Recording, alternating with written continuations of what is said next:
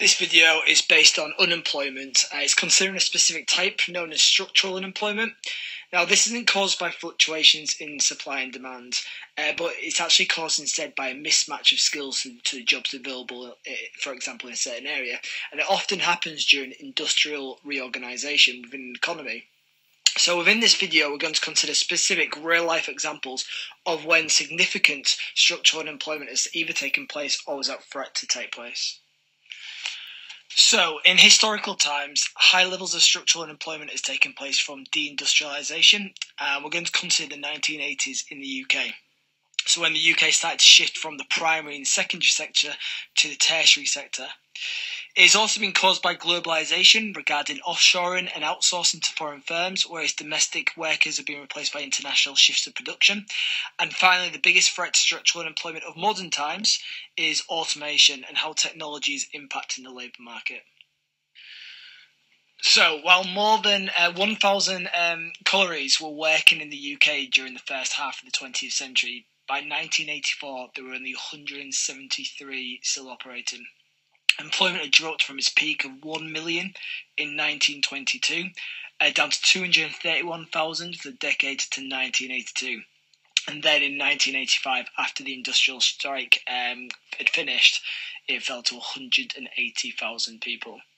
So Thatcher decided to close the mines, believing they were economically inefficient in terms to keep running, and she believed that the opportunity cost was too great and wanted to focus on other sectors such as the tertiary sector with government funding.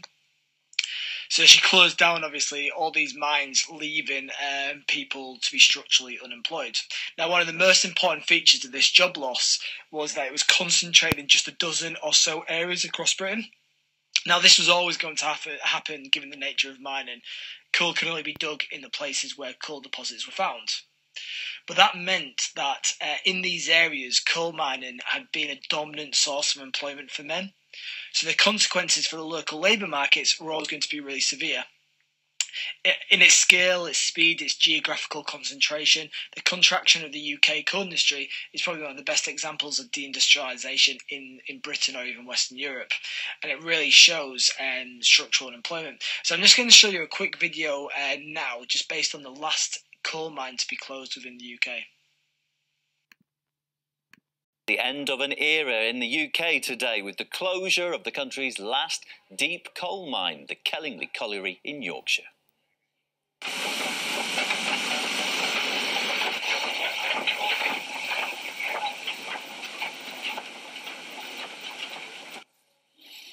Well, the unions called it a sad day and accused the government of destroying Britain's industrial heritage. When deep pit mining was at its peak, there were more than 3,000 coal mines in the country. They produced 800,000 tonnes of coal every day and they employed more than 1 million people. But this year, the last deep mine yielded just 8,000 tonnes a day with 450 workers. RT's Laura Smith joins us now live from Kellingley. Very sad day this, I'm sure, Laura, for the miners, probably feeling quite aggrieved. Have you had a chance to speak to any of them? I have spoken to them, and I spoke to them last night at the Miners' Welfare Club, but I've come to the mine today to see the last shift of workers coming out of the ground. You can see the mine behind me, and a lot of us aren't very familiar with what all this machinery and buildings, what they all do. But of course, for the miners who work here, it's been their entire lives. If you listen very carefully, you can still hear the humming of the machinery. Miners are down there at the moment digging out coal and bringing it up to the surface. But from around lunchtime today, all that will cease, and these machines will fall silent for the last time. This was once the largest deep pit mine in Europe. It could bring out 9,000 tonnes of coal an hour. But today it's closing with what locals and miners say are catastrophic implications for the local community. As I said, I went down to the Miners' Social Club and I talked to them about what the pit closure will mean. They said it will kill the local area. Let's hear them. It affects everybody as a community. It's like the set up at underage rugby, the rugby teams, football teams, keep this club going. If that pit shuts, I think it'll all go. It's sad. Oh, it's sad for all men. But out of a job now, really. Where do you talk about profit? Is profit about money or profit to keep people living? And Laura, it's and, such I mean, a huge... lots of people are asking why the mine's closing, and of course Sorry, you carry on. Go on, Neil, sorry. I just wanted to say, we do know that mining was such a central part of communities in that part of the country. You're in Yorkshire at the moment, has a huge knock-on effect upon everybody who lives in the region. So why has it happened? Why are they being closed? Well, it's a really good question. I mean, it's not that the mine's empty. The miners say that there are thousands of tons of coal down there and hundreds of miners, of course, ready to bring it out of the ground. And it's not either that there's nowhere for it to go. But, of course, coal has fallen out of fashion, essentially. And, in fact, renewable energy has outstripped coal as a supply for the first time this year. And it's a deeply politicised issue. We spoke to Frank Skinner, who's Britain's oldest MP. He used to be a miner himself. And he says the country was built on coal and that it's ridiculous to kill the industry. Can we take a listen to him? Britain still imports 40 million tonnes of coal from other countries, and it costs a small fortune. And we still sit on an island of coal here in Britain. We are going to be still importing 40 million tonnes of coal, if not more. I mean, the idea that you can't produce coal cheaper than importing it from Australia, Colombia, and countless other places, it's a joke. It's too late for the miners here at Kellingley, though. They will lose their jobs today. They say that the Tory government started a campaign to shut down the coal industry here in the 1980s, and today they finished the job. So, another example of structural unemployment has been a major talking point in America under Donald Trump. So Trump has almost started a war on globalisation with his protectionist arguments and has attacked many US firms for offshoring their production to countries such as Mexico. Obviously, with increased globalisation, there are opportunities for firms to exploit less regulation, lower labour costs, as well as other low costs within a country.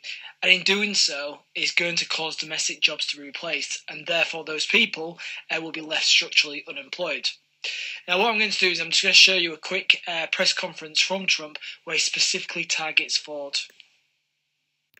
Right now, 92 million Americans are on the sideline outside of the workforce, and they're not a part of our economy.